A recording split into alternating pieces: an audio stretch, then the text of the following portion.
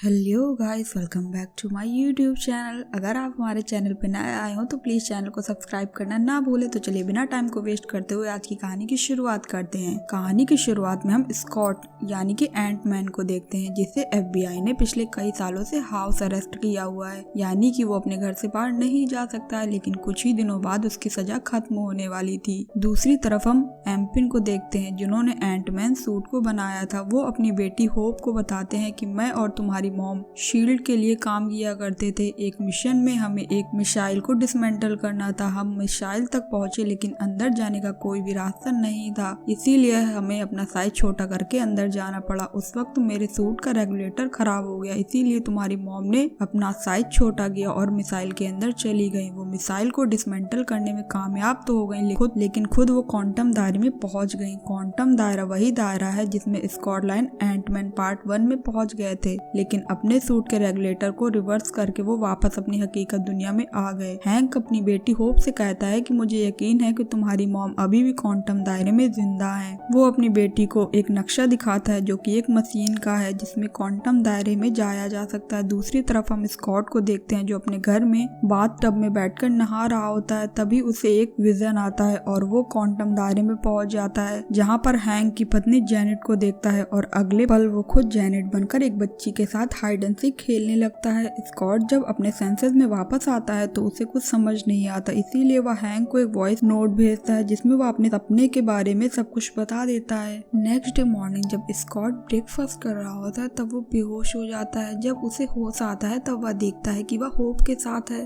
Hope Scott को एक lab में ले जाती है, जहां उसके पिता हैंक भी हैं। हैंक और होप स्कॉट से नाराज होते हैं। उन्होंने स्कॉट को बस इसलिए बुलाया होता है क्योंकि कल जो स्कॉट ने सपना देखा था उसका इनकी मशीन से बहुत गहरा संबंध है। हैंक बताता है कि कल रात हमने इस मशीन को शुरू किया था, लेकिन यह बस 1 सेकंड के लिए शुरू हुई और ओवरलोड होने की वजह से यह बंद हो गई। और ठीक 15 मिनट बाद तुमने अपने सपने के बारे में हमें बताया, यानी तुम जब पिछली बार क्वांटम दायरे में गए थे तो उस वक्त मेरी पत्नी जेनेट जो क्वांटम दायरे में है उसका दिमाग तुम्हारे दिमाग से जुड़ गया था। अगर उसकी लोकेशन हमें पता चल जाए तो हम उसे ला सकते हैं, और मुझे पूरा यकीन है उसने तुम्हारे दिमाग में अपनी लोकेशन को छोड़ा है। बस हमें क्वांटम दायरे में जाने के लिए क्वांटम मशीन को चलाना होगा, पर इसके लिए हमें एक डिवाइस चाहिए ताकि कल की तरह ये ओवरलोड होकर बंद ना हो जाए। स्कॉट बोलता है, मैं अपने घर वापस जाना चाहता हूँ। अगर FBI को पता चल गया कि मैं घर पर नहीं हूँ तो मेरी सजा और बढ़ जाएगी। जिस पर होप कहती है कि मैंने तुम्हारा ट्रैकिंग डिवाइस एक चींटी के पैर में फिट करके तुम्हारे घर में छोड़ दिया है ताकि FBI को लगे कि तुम घर पर ही हो। अब ये लोग लैब से निकलते हैं और अपनी टेक्नोलॉजी से लैब को छोटा करके अपनी कार में रखकर क्वांटम मशीन के डिवाइस को लेने के लिए निकल जाते हैं, जहां होप अकेले बर्ज नाम के एक आदमी के पास जाती है जिसे $1 बिलियन के बदले क्वांटम मशीन के डिवाइस का सौदा किया होता है। लेकिन अब बर्ज इनकी क्वांटम टेक्नोलॉजी को हासिल करना चाहता है। वो होप से पैसे भी ले लेता है और क्वांटम मशीन का पार्ट भी नहीं देता। पर कुछ ही देर में होप एंटमैन के वो सूट में आती है जो स्कॉट के सूट से भी काफी एडवांस था। बर्ज से अपने पैसे और क्वांटम मशीन के पार्ट को भी ले लेती है। होप निकलती, लेकिन उससे पहले वहाँ एक साया आ जाता है जो किसी भी चीज के आर पार जा सकता था। वो होप पर हमला कर देता है। वहीं बाहर जब गाड़ी में हैंक और स्कॉट को इसके बारे में पता चलता है तो हैंक स्कॉट को एक नया एंटमैन सूट देता है क्योंकि उसने अपना पुराना सूट नष्ट कर दिया था। स्कॉट भी होप की मदद के लिए पहुंच जाता है, लेकिन वो साया उन दोनों को चकमा देकर क्वांटम डिवाइस लेकर वहां से गाड़ी में हैंक के पास पहुंच जाता है और इनकी लैब को लेकर भी वहां से चला जाता है। इनकी लैब में जो ट्रैकिंग डिवाइस होता है उसे भी वो नकाबपोश यानी कि घोस्ट ने पूरी तरह से ऑफ कर दिया था, लेकिन लैब से क्वांटम के रेडियंस निकलते हैं जिससे ट्रैक करने के लिए इन्हें एक इक्विपमेंट की जरूरत थी। इसीलिए ये लोग बिल फोस्टर के पास जाते हैं, जो किसी जमाने में हैंक का असिस्टेंट हुआ करता था, लेकिन हैंक ने उसे निकाल दिया था, इसीलिए इनकी आपस में नहीं बनती थी। लेकिन बिल फोस्टर उन्हें बता देता है कि अगर तुम्हारे पास डिफेक्टर है तो तुम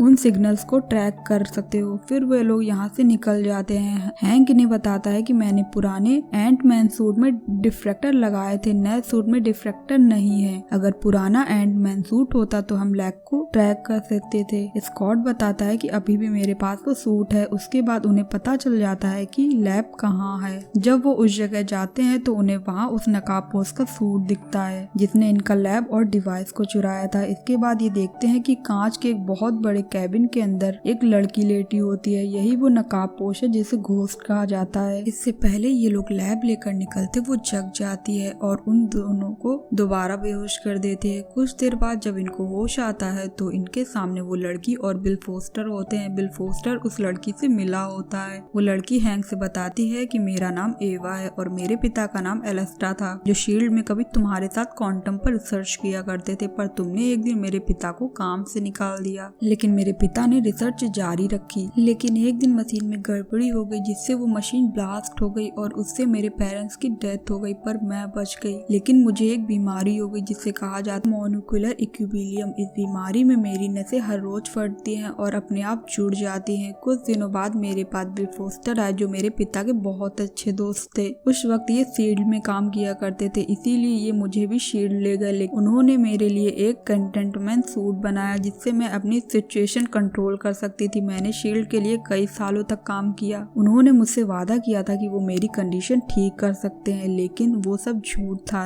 जब शील्ड बंद हो गया तब बिल फोस्टर मुझे वापस ले आया। इसके बाद मैंने तुम पर नजर रखी और मुझे पता चला कि तुमने उस मशीन का आविष्कार कर लिया है जिससे तुम अपनी पत्नी के पास जा सकते हो, जो पिछले 30 सालों से क्वांटम दायरे में है। बिल फोस्टर कहता है कि हम तुम्हारी पत्नी की एनर्जी एवा में डाल दें तो वो नॉर्मल हो सकती है। इस बात से हैंक को बहुत गुस्सा आता है। वो कहता है इससे मेरी पत्नी की जान चली जाएगी। अब इनके पास स्कॉट भी है जिसके दिमाग में हैंक की पत्नी जेनेट की लोकेशन है। इससे पहले ये लोग मशीन को स्टार्ट करते हैंक चालाकी से अपनी बड़ी बड़ी चींटियों को बुला लेता है और ये तीनों आजाद हो जाते हैं और ये लोग अपनी लैब और डिवाइस को लेकर वहाँ से निकल जाते हैं। उसके बाद ये लोग डिवाइस को क्वांटम मशीन में फिट कर देते हैं और जब ये लोग मशीन को स्टार्ट करते हैं तो स्कॉट का दिमाग एक बार फिर हैंक की पत्नी जेनेट से जुड़ जाता है और वो जेनेट की तरह बिहेव करने लगता है। यहाँ पर होप को समझ में आ जाता है कि उसकी मॉम ने स्कॉट के माइंड में कोई भी मैसेज नहीं छोड़ा है, बल्कि एक एंटीना छोड़ा है जिससे वो उन लोगों से बात कर सकती है। स्कॉट जिसके दिमाग में भी जेनेट है वो खुद कंप्यूटर को ऑपरेट करने लगता है और उनसे कहती है कि तुम्हें मेरी आवाज को ट्रैक करना होगा। और जब ये लोग आवाज को ट्रैक कर लेते हैं तो उन्हें जेनेट की लोकेशन का एग्जिट पता चल जाता है। अब इनके पास बस 2 घंटे हैं। अगर ये 2 घंटे में जेनेट तक नहीं पहुंचे तो शायद फिर ये जेनेट की लोकेशन पता करने में 100 साल लग जाएं। दूसरी तरफ हम स्कॉट के दोस्त लुइस को देखते हैं। बट उसे सच बोलने वाला इंजेक्शन लगाकर स्कॉट की लोकेशन पता कर लेता है, लेकिन तभी वहाँ पर घोस्ट भी आ जाती है। अब उसे भी स्कॉट की लोकेशन का पता चल चुका था। बर्ज नहीं चाहता है कि लैब और डिवाइस घोस्ट के हाथ लगे, इसीलिए वह खुद FBI को कॉल करके बता देता है कि स्कॉट अपने घर पर नहीं है। हैंक और होप जिसकी तुम्हें तलाश है वो भी स्कॉट के साथ हैं और ये सब पैरानॉमिक हाईवे के पास एक जंगल में है। वहीं स्कॉट को जब पता चलता है कि FBI उसके घर में पहुंचने वाली है तो